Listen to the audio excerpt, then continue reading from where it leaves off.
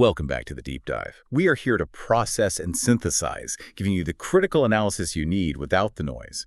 Today, we are strapping in for a really deep dive into the high-stakes, glittering, and, let's be honest, often utterly chaotic world of The Bold and the Beautiful.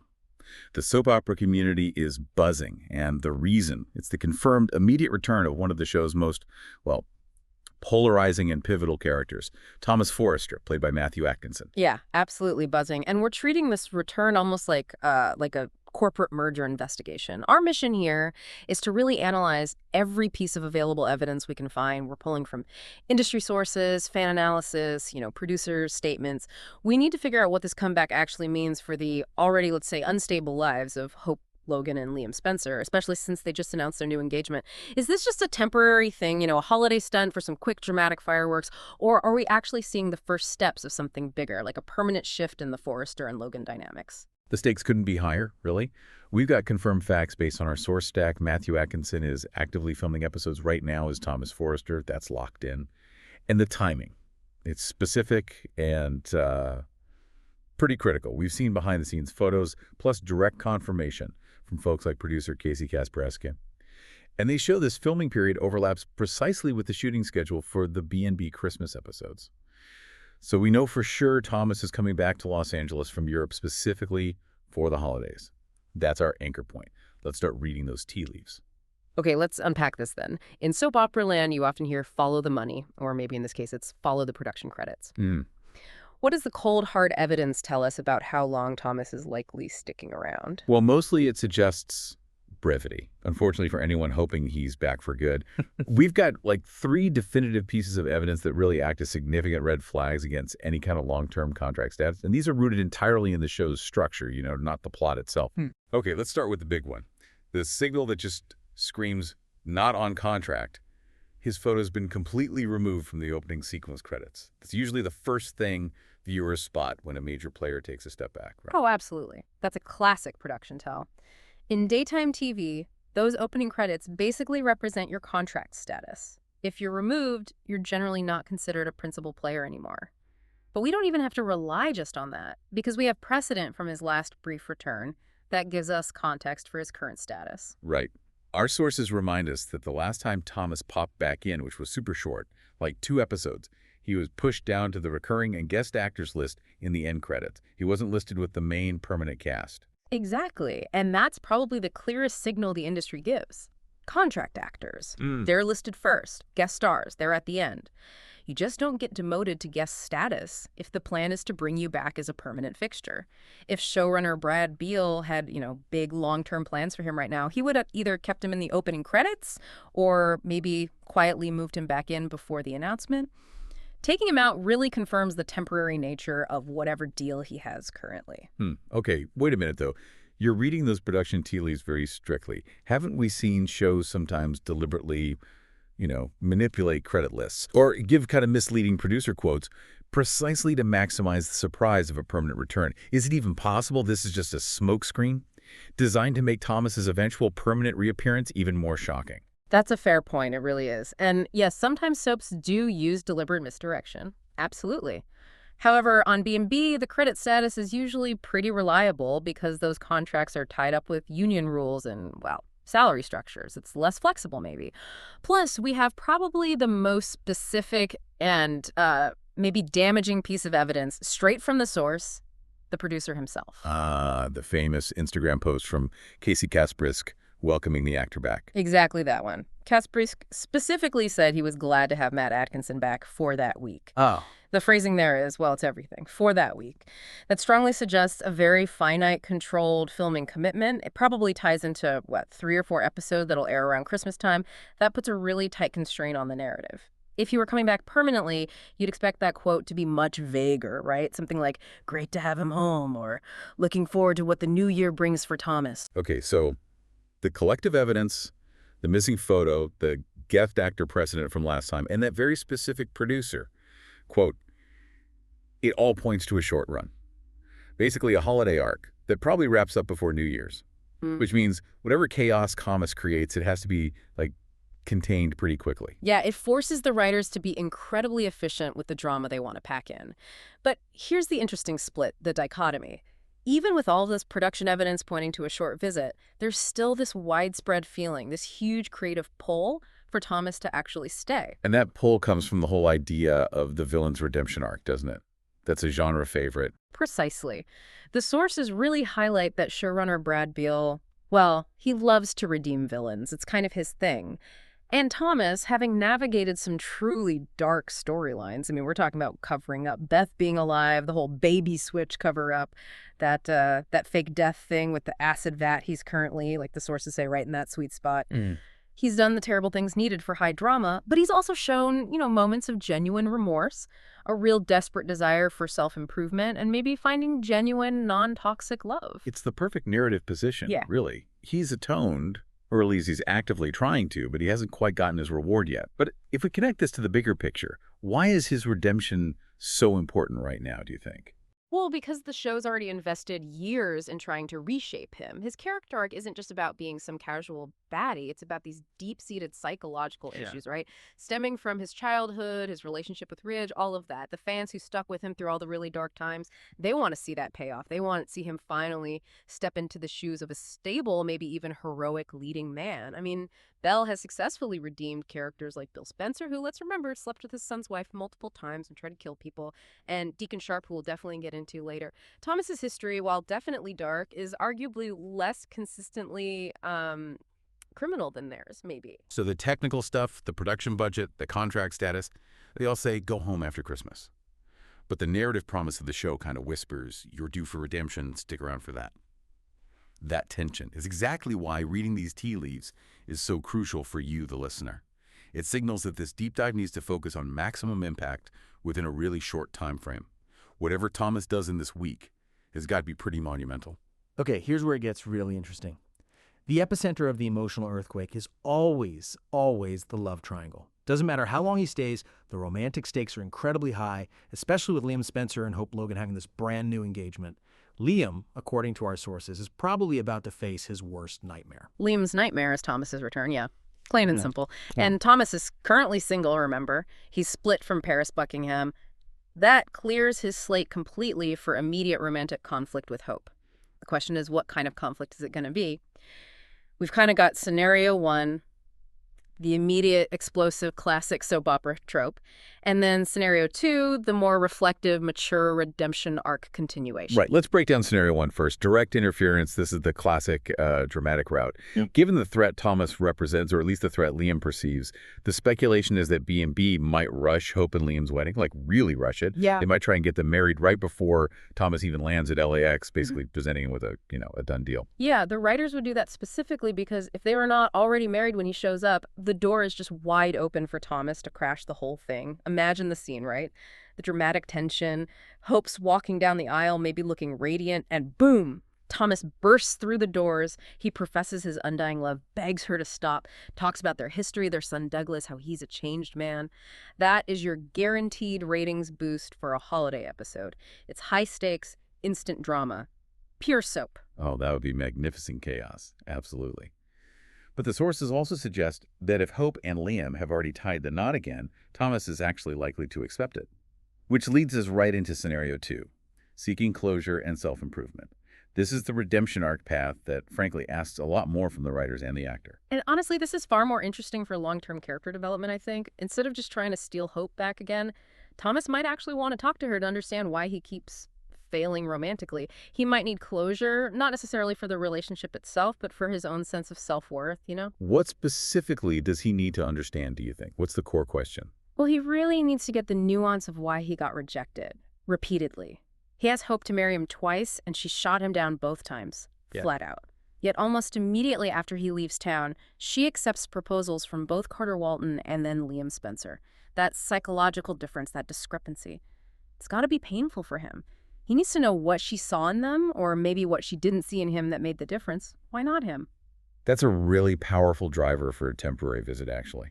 It shifts him away from just being the romantic rival again, and more towards being a man seeking some fundamental life lessons. And our sources point back to that previous conversation he had with Ridge, remember, to underscore this self-reflection idea. Yes, exactly. Thomas actually admitted to Ridge he wasn't doing very well. He said he felt not tethered to anything. That was the phrase. And that was after his split from Paris, but also crucially because he wasn't currently working on a design line. This is really key. Thomas's identity is so wrapped up in his design work and his family unit, with Douglas as the anchor. When he lost Paris and then lost the design line, he lost his professional and romantic purpose. That creates a vacuum. Feeling not tethered to anything. That really is the core anxiety of this character, isn't it? It explains so many of his past obsessions. He was desperately looking for an anchor, and he mistakenly believed that anchor had to be hope, no matter the cost to her or anyone else. Precisely. So his goal now might actually be genuine soul searching. He needs to figure out how to get himself into the right headspace, as the sources put it, to find someone new, someone stable. And he might use hope, or his past with hope, as a mirror to reflect on his own flaws. He's treating their relationship history not as this wound to reopen, but more like a lesson plan for building better future relationships. Okay, so if the writers really lean into this scenario, the emotional closure over the dramatic interference, what are the potential ripple effects for Hope and Liam? Does the drama just vanish? Oh no, it doesn't mean the drama disappears, it just changes focus. If Thomas comes back genuinely mature, Hope and Liam still have to face the ghost of his past actions, right? Hope might feel guilty, wondering if her rejection sent him spiraling again. Liam, who is just perpetually insecure, let's face it, might still see Thomas's presence, even a totally platonic one, as a threat to his newly cemented relationship. So the redemption arc becomes a test not just for Thomas, but also for Liam and Hope's faith in their own stability together. Can they handle him being around, even if he's changed? It also sets up a potentially stunning contrast. If Thomas behaves with real maturity and grace, but Liam slips back into his typical jealous, maybe whiny tendencies, the audience might suddenly find themselves rooting for the reformed villain over the supposedly heroic lead. That's the high-wire act the show is performing here, isn't it? That potential audience shift is exactly why the redemption arc is so dramatically appealing. It really asks the question, who's the truly mature man in this situation? Is it the one seeking closure and self-understanding, or the one panicking about an old flame showing up? It could really flip the script. Okay, let's pivot a bit. Away from the core romantic triangle, because Thomas's identity is just as deeply rooted in the Forrester family drama. He is Ridge and Taylor's son, after all, and his return provides a really critical opportunity to check in on his mother, Taylor Hayes. And Taylor definitely needs checking in on right now. Thomas, being generally a pretty devoted son when he's not obsessing over Hope, will absolutely want to make sure she's not suffering from that broken heart syndrome again. Which, she seems to contract basically every single time Ridge inevitably goes back to Brooke. She needs some emotional support for sure. But the real potential firestorm here is the Deacon dilemma. Taylor might use Thomas's presence, his temporary return, as a chance to discuss her. Well, her budding, complex, and frankly dangerous feelings for Deacon Sharp. And that immediately puts Thomas in a really difficult position, doesn't it? Oh, massively. The arguments against Deacon are just overwhelming from Thomas's perspective, both morally and logistically. Deacon is characterized in our sources pretty consistently as a con man, a criminal, a perpetual screw-up. He's dangerous just by association, really. And the single most lethal association he has right now is his current marital status. Deacon is married to Sheila Carter, who is described quite simply as a psycho in the analysis we looked at. And that's not really hyperbole, is it? It's based on decades of literal attempted murder and mayhem. Yeah, psycho feels like an understatement sometimes with Sheila. The danger is specific and it's extreme. If Taylor and Deacon were to actually get involved, even just casually flirting, it would instantly put a giant Sheila-shaped target, as the source puts it, directly on Taylor's back. And this isn't just like a hypothetical threat. The sources remind us of Sheila's actual stated intent. We have source-backed evidence of this exact threat, don't we? Sheila, point-blank, told Linvine Finnegan, Finn's adoptive mother, Len, that she would kill Taylor if Deacon ever cheated on her with Taylor. It's basically a murderous mandate. And Thomas knows Sheila's history intimately. He was directly impacted by her shooting Steffi and Finn.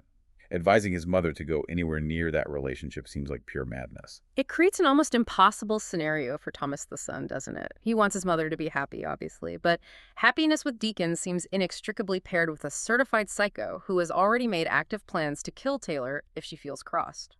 Thomas, playing the protective son role, should logically be screaming, "Run! Run far away!" But, and this is where it gets really interesting, this is where Thomas's own, shall we say, checkered past dramatically complicates the advice he might give.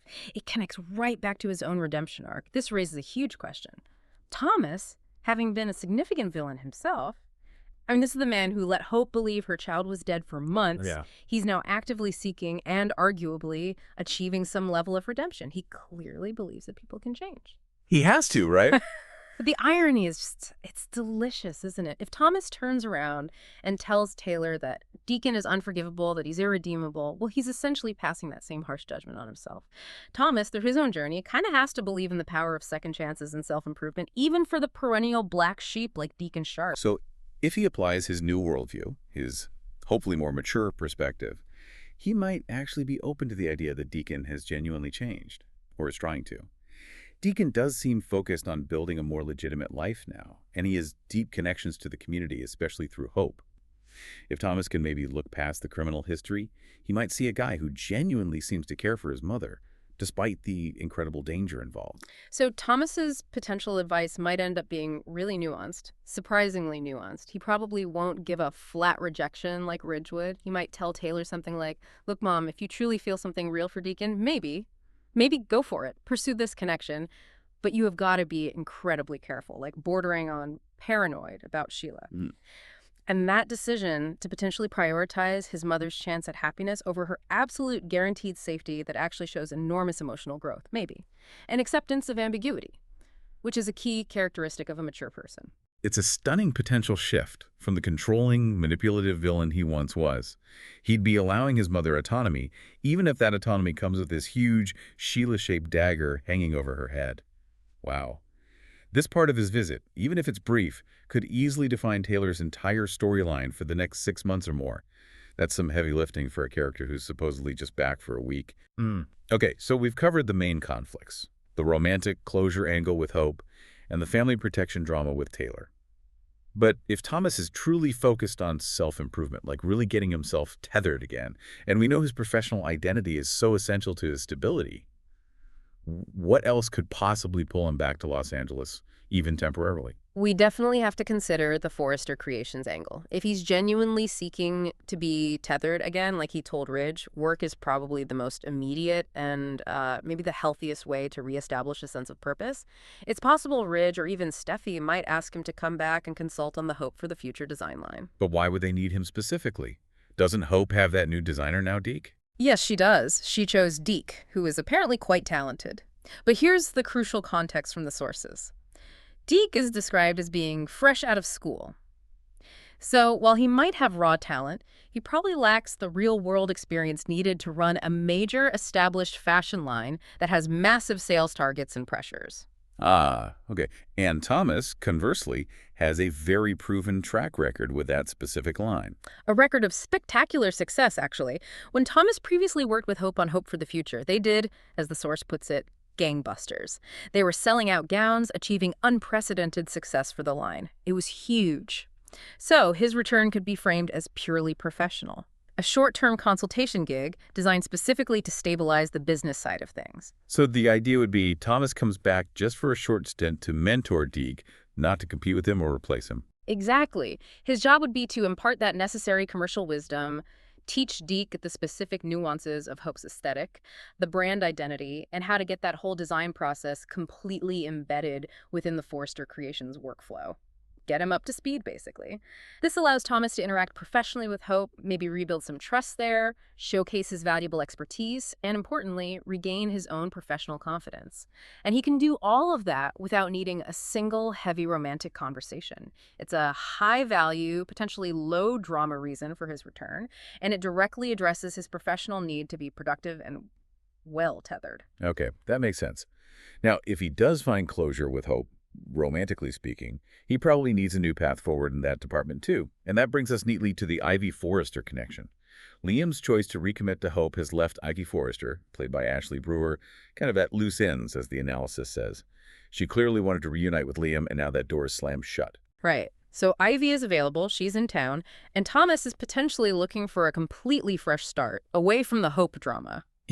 This pairing is really intriguing because if you dig way back in the show's history, like years ago, Ivy actually had a pretty big crush on Thomas. They were Yeah. briefly set up as love interests. They even shared a kiss. They were this potential pairing that the show just never fully developed at the time. And crucially, before we go any further, we have to stop and do the B&B prerequisite. Clarify the family ties. Yeah. Because you always have to check the bloodline on this show. Our sources are absolutely crystal clear. Thomas and Ivy are not related. Not one single drop of shared blood, host speaker. It's confirmed. Ivy is Eric Forrester's niece through his sister, Pamela's side, I think, but Thomas is not Eric's biological grandson. He is Massimo Marone's grandson through Ridge. Phew. Wow. Okay. So in the context of Los Angeles soap families, having absolutely no shared blood makes them practically soulmates, right? That's probably the deepest, most stable connection you can possibly have on this show. It's almost shocking, isn't it?